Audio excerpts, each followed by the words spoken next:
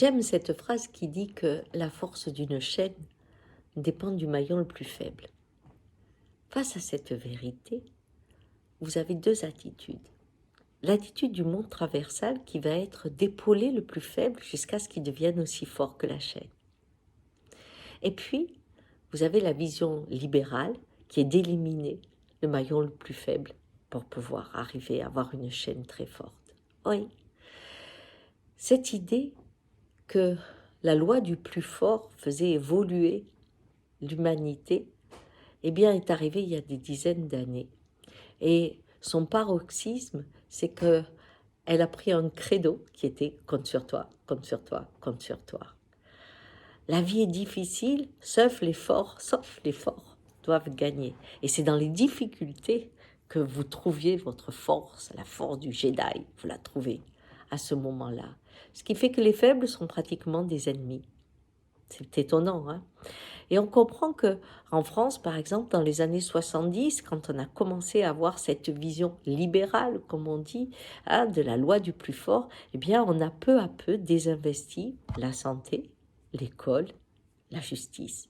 C'est trois outils nécessaires pour que le maillon le plus faible puisse un jour prendre sa place au sein des plus forts. Vous voyez?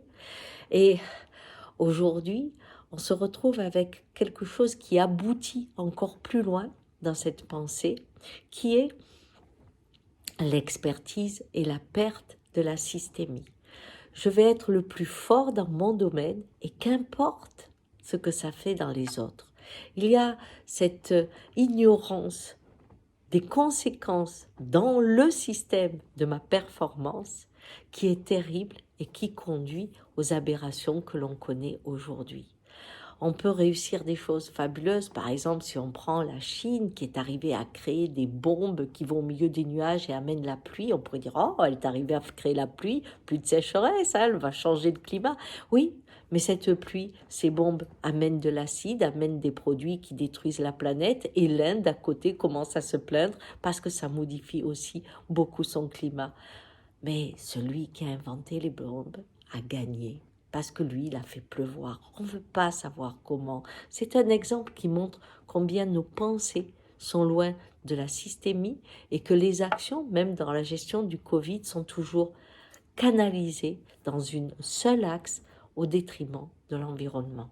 N'oublions pas, ce qui est valable pour les États est valable pour chacun de nous.